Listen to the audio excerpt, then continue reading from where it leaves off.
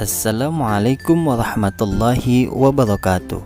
Selamat pagi anak-anakku, apa kabarnya kalian semua? Semoga kita semua selalu dalam lindungan Allah Subhanahu wa Ta'ala dan tetap semangat belajar walaupun kita belajar dari rumah. Baiklah, pada pembelajaran kali ini kita akan belajar mata pelajaran Pendidikan Agama Islam dan Budi Pekerti untuk sekolah dasar kelas 4 dengan tema beriman kepada malaikat Allah Subhanahu wa Ta'ala. Sebelum kita belajar, marilah sama-sama kita membaca doa terlebih dahulu. Semoga apa yang kita pelajari pada hari ini menjadi bermanfaat buat kita semua. Bismillahirrahmanirrahim. Rabbi zidni ilman warzuqni fahman, amin. Iman merupakan fondasi bagi seorang muslim dalam kehidupan sehari-hari. Keimanan yang kuat akan mengarahkan seorang muslim pada jalan yang lurus yang diridhai oleh Allah Subhanahu wa Ta'ala. Rukun iman ada 6. Pada bab ini kita akan mempelajari rukun iman yang kedua, yaitu iman kepada malaikat. Tahukah kalian apa makna iman kepada malaikat? Iman artinya percaya, sedangkan iman kepada malaikat artinya meyakini keberadaan malaikat yang diciptakan oleh Allah Subhanahu wa Ta'ala untuk melaksanakan tugas-tugas dari Allah Subhanahu wa Ta'ala. Beriman kepada malaikat dapat diartikan diantaranya yang pertama, meyakini bahwa malaikat itu ada meskipun tidak terlihat. Yang kedua, meyakini bahwa malaikat merupakan makhluk Allah Subhanahu wa Ta'ala yang tidak boleh disembah. Dan yang ketiga, meyakini bahwa malaikat memiliki sifat-sifat khusus seperti selalu patuh terhadap perintah Allah Subhanahu wa Ta'ala, diciptakan dari nur atau cahaya, tidak makan dan tidak minum, tidak berjenis kelamin, dan memiliki tugas-tugas tertentu. Jumlah malaikat Allah Subhanahu wa Ta'ala sangat banyak. Tidak ada manusia yang tahu pasti jumlahnya.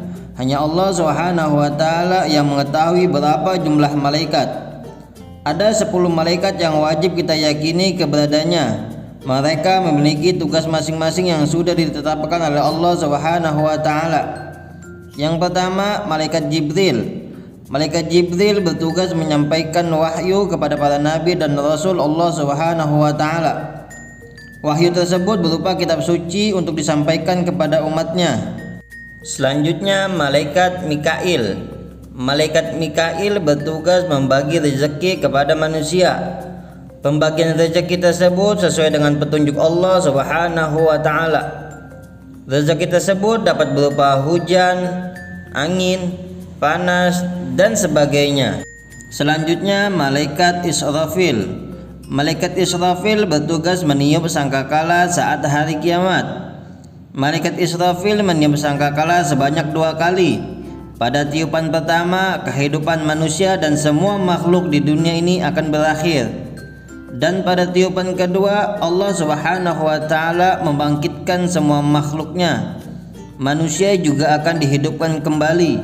Manusia akan ditimbang amalnya, kemudian menerima balasannya.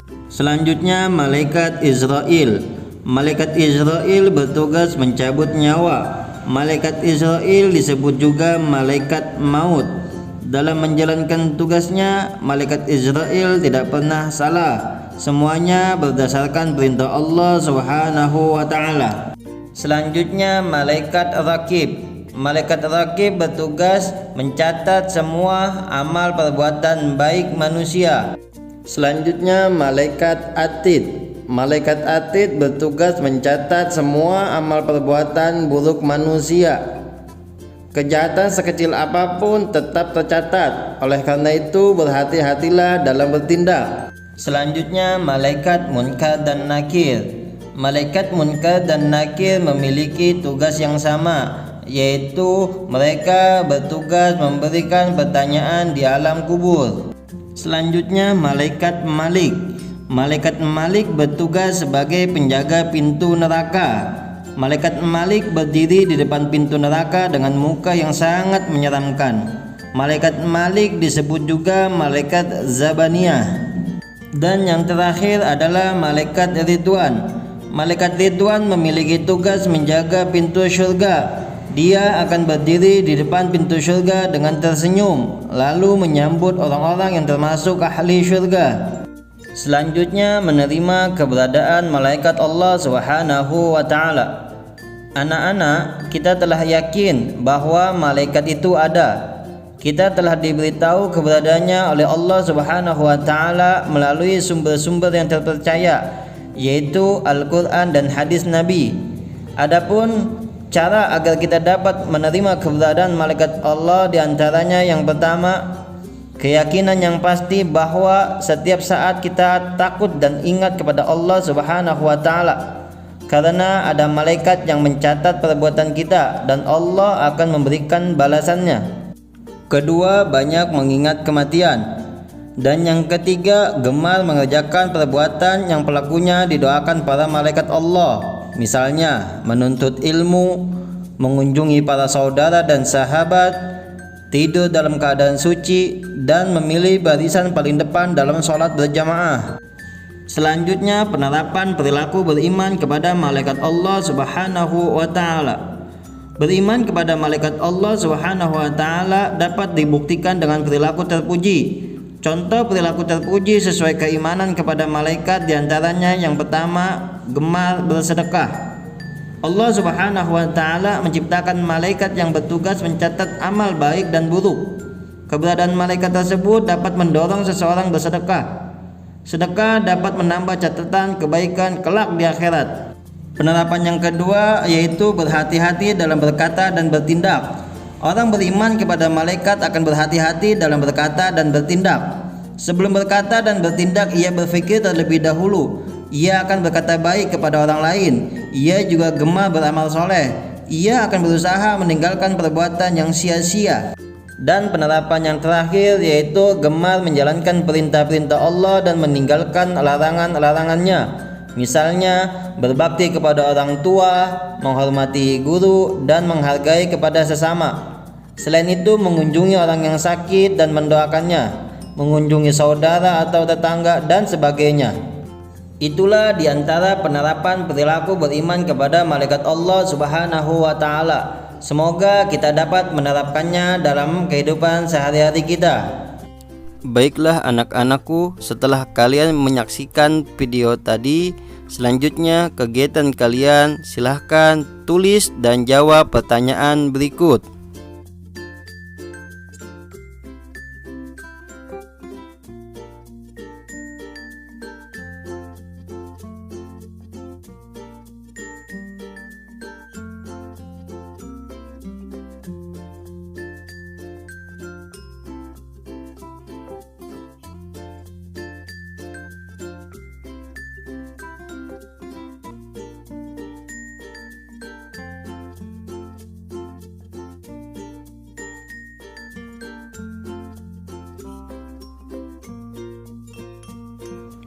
Demikian untuk pembelajaran kali ini, semoga bermanfaat buat kita semua. Sampai jumpa di materi selanjutnya. Tetap semangat dan tetap jaga kesehatan. Wassalamualaikum warahmatullahi wabarakatuh.